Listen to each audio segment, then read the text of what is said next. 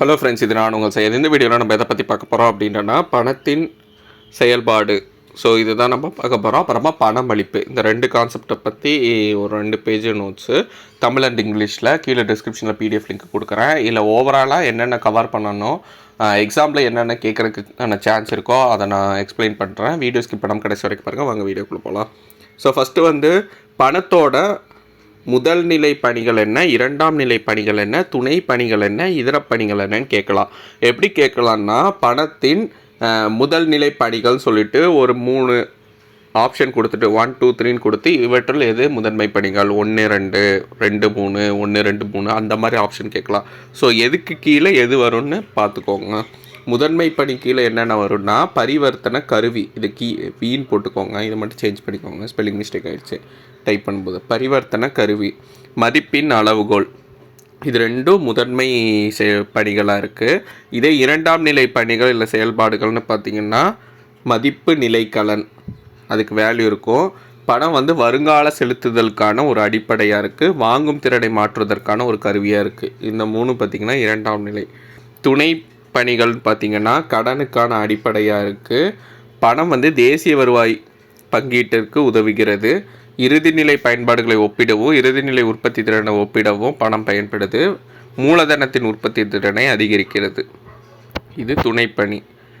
4வது பார்த்திங்கன்னா திருப்பி செலுத்தும் திறனை பராமரிக்க உதவுகிறது. பொதுமைப்படுத்தப்பட்ட வாங்கும் சக்தியை குறிக்கிறது. மூலதனத்திற்கு நீர்மைத்தன்மையை தருகிறது.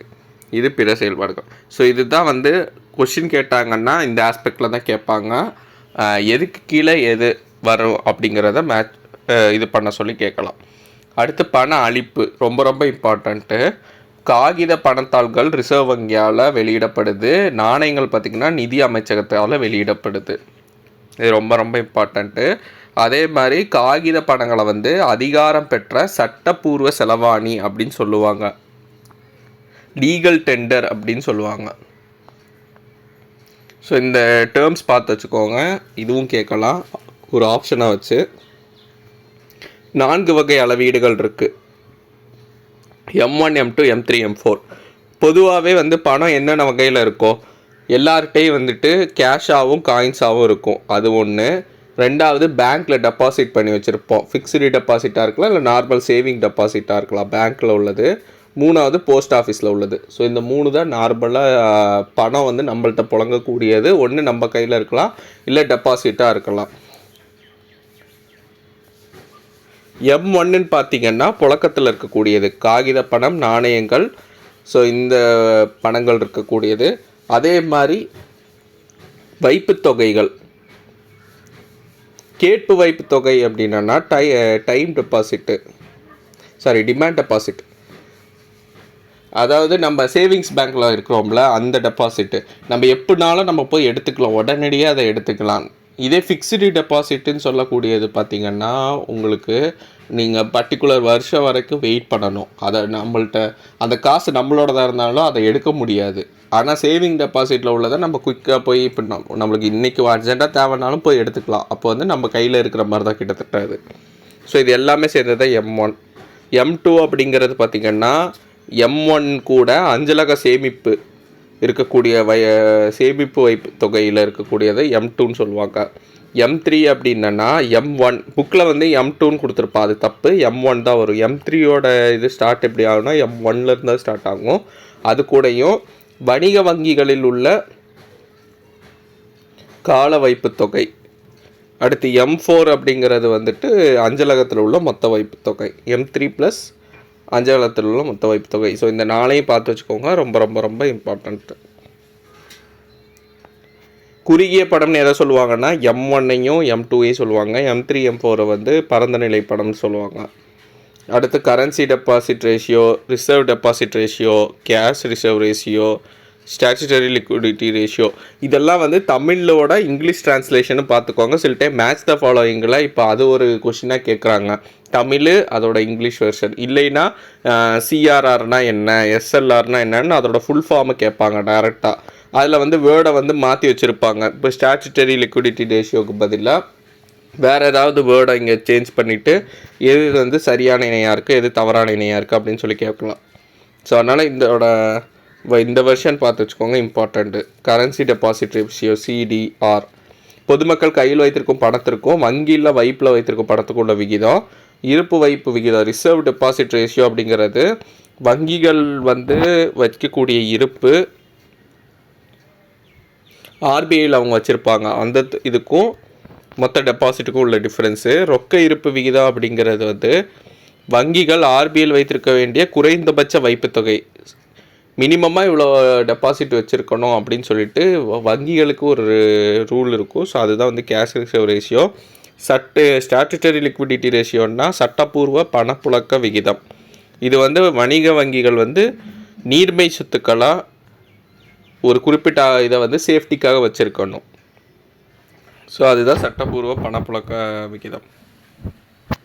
பணக்குறியீடு இப்போ ரீசெண்டாக நியூஸில் வந்து ட்ரெண்ட் ஆகிட்டு இருந்தது. எக்கனாமிக் சர்வேலையும் ரூன்னு சொல்லி பயன்படுத்தினோன்னே இந்த பணக்குறியீடு சம்மந்தமாக நியூஸில் அதிகமாக வந்துச்சு. இது யார் உருவாக்குனாங்கன்னா உதயகுமார் அவர்களால் உருவாக்கப்பட்டது. ஜூலை 15, 2010 இதை வந்து அப்ரூவ் பண்ணியிருப்பாங்க. தேவநாகரி எழுத்து ராவையும் ரோமன் எழுத்து ஆரையும் இல்லாமலும் வடிவமைச்சிருப்பாங்க. அமெரிக்கா, பிரிட்டன், ஜப்பான், ஐரோப்பியா 1 2 3 4 இந்த நாடுகளுக்கு அப்புறமா 5வது நாடாக இந்தியா வந்து இந்த மாதிரி பணக்குறியீடை வந்து யூஸ் பண்ணுறாங்க. ஸோ மொத்தமாகவும் கேட்கலாம் என்னென்ன நாடு வந்துட்டு பணக்குறியீடை வந்து யூஸ் பண்ணுறாங்கன்னு கேட்கலாம். மொத்தம் 5 நாடு. அதில் என்னென்ன இருக்குன்னா America, Britain, Japan, Europe.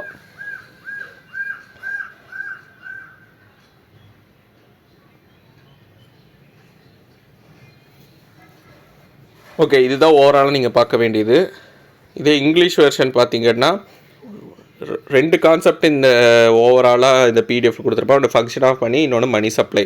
Function of money பொறுத்தளவுக்கும் என்னென்ன ஃபங்க்ஷன் எது கீழே வரும்னு பார்த்துக்கோங்க. ப்ரைமரி ஃபங்க்ஷன் கீழே medium of exchange, measure of value. Secondary function கீழே store of value, standard of deferred payment, transferring purchasing power. Contingent function கீழே கிரெடிட் சிஸ்டத்தோட பேசிக்கு, நேஷ்னல் இன்கம் டிஸ்ட்ரிபியூட் பண்ணணும், மார்ஜினல் ப்ரொடக்டிவிட்டி, அப்புறமா equalise marginal utility, productivity of the கேபிட்டலை increase பண்ணணும். Other ஃபங்க்ஷன்ஸில் பார்த்திங்கன்னா ரீபேமெண்ட் கெப்பாசிட்டியை மெயின்டைன் பண்ண ஹெல்ப் பண்ணோம், பர்ச்சேசிங் பவரை ஜென்ரலைஸ் பண்ணுறதுக்கு, கேபிட்டலுக்கு வந்து லிக்விடிட்டி கொடுக்குறது. ஸோ இதெல்லாம் ஆப்ஷன் எப்படி கேட்பாங்கன்னா which of the following statement are primary function of the money இல்லை secondary function of the money அப்படின்னு சொல்லிட்டு 1 2 3 4ன்னு சொல்லி 4 ஆப்ஷன் கொடுத்துட்டு அதில் எதெல்லாம் இருக்குது எதெல்லாம் இல்லைன்னு சொல்லி கேட்கலாம். ஸோ அதனால் எதுக்கு கீழே எது மேட்ச் ஆகுன்னு பார்த்துக்கோங்க. சப்ளை ஆஃப் மணி பொறுத்தளவுக்கும் கரன்சி நோட் வந்து ஆர்பிஐயும், காயின்ஸ் வந்துட்டு மினிஸ்ட்ரி ஆஃப் ஃபைனான்ஸும் இது பண்ணுறாங்க, ரிலீஸ் பண்ணுறாங்க. கரன்சியை வந்துட்டு ஃபியட் மணி, லீகல் டெண்டர்னு சொல்லுவாங்க, ரொம்ப ரொம்ப இம்பார்ட்டண்ட்டானது. ஆர்பிஐ வந்து மணி சப்ளையை வந்து 4 விதமாக M1, M2, M3, M4ன்னு மெஷர் பண்ணோம். ஸோ M1 பார்த்திங்கன்னா இதில் வந்து ஒரே ஒரு சேஞ்சு, புக்கில் M3யோட வேல்யூ M1 M2ன்னு கொடுத்துருப்பாங்க, அது தப்பு, M1 தான் வரும். ஸோ அதை மட்டும் சேஞ்ச் பண்ணிக்கோங்க. M1 is equal to currency, coin, demand deposits. M2 அப்படிங்கிறது பார்த்திங்கன்னா M1ம் போஸ்ட் ஆஃபீஸில் இருக்க சேவிங்ஸ் அக்கௌண்ட்டும், M3ங்கிறது M1 கூட time deposits, commercial and cooperative பேங்க்கில் உள்ளது. டைம் டெபாசிட்னா ஃபிக்ஸ்டு டெபாசிட்னு சொல்லுவாங்க. M4ங்கிறது வந்து M3 plus total deposits of post office. M2வும் M4ம் உங்களுக்கு போஸ்ட் ஆஃபீஸ் சம்மந்தமாக வரும். M3 பார்த்திங்கன்னா M1 M3யும் உங்களுக்கு வந்துட்டு பேங்க் சம்மந்தமாக வரும்.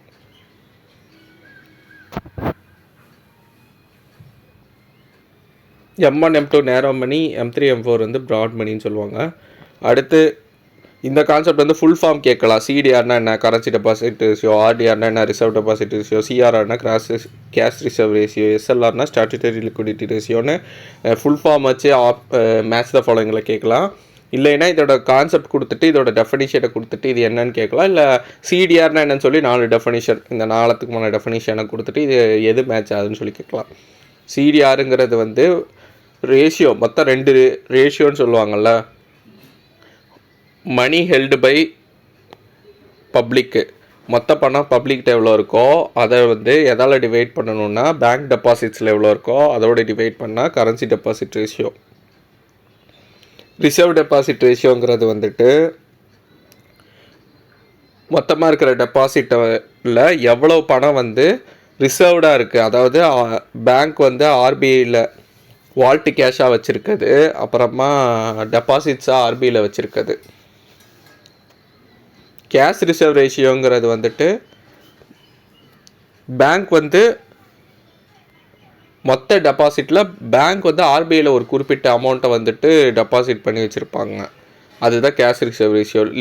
ஸ்டேச்சுட்டரி லிக்விடிட்டி ரேஷியோங்கிறது வந்து பார்த்திங்கன்னா மொத்த டெபாசிட்டில் லிக்விட் அசட்டாக வந்துட்டு பேங்க்கே வந்து அவங்கள்ட்டே வச்சுருப்பாங்க. அது ஒரு சேஃப்டிக்காக. ஏன்னா மொத்தமாக பேங்க்கில் பணமே இல்லாமல் இருந்ததுன்னா அது கரெக்டாக இருக்காது. ஸோ அதனால் ஒரு இதை வந்து ஒதுக்கி வச்சுருப்பாங்க. ஸோ அதான் statutory liquidity ratio. Currency symbol பொறுத்தளவுக்கும் உதயகுமார் இது பண்ணியிருப்பாங்க, டெவலப் பண்ணியிருப்பாங்க. 15th July 2010 வந்து செலக்ட் பண்ணியிருப்பாங்க. தேவனாரி ஸ்கிரிப்டும் ரோமன் ஸ்கிரிப்டும் சேர்ந்த மாதிரி இருக்கும். கேமெண்ட் யூஸ் எப்படின்னா 15 July 2010. America, Britain, Japan, Europe 5th கண்ட்ரியாக இந்தியா வந்து யூனிக் கரன்சி சிம்பிளை யூஸ் பண்ணுது. ஸோ அவ்வளோதான் நம்ம பார்க்க வேண்டிய இந்த நோட்ஸு. கீழே டிஸ்கிரிப்ஷனில் லிங்க் கொடுக்குறேன். பிடிஎஃப் டவுன்லோட் பண்ணி நோட்ஸ் மேக் பண்ணிக்கோங்க. பிரிண்ட் அவுட் எடுத்துக்கலாம், பிரிண்ட் அவுட் எடுத்து படிச்சுக்கோங்க. அப்கமிங் வீடியோஸில் பார்க்கலாம். தேங்க்யூ.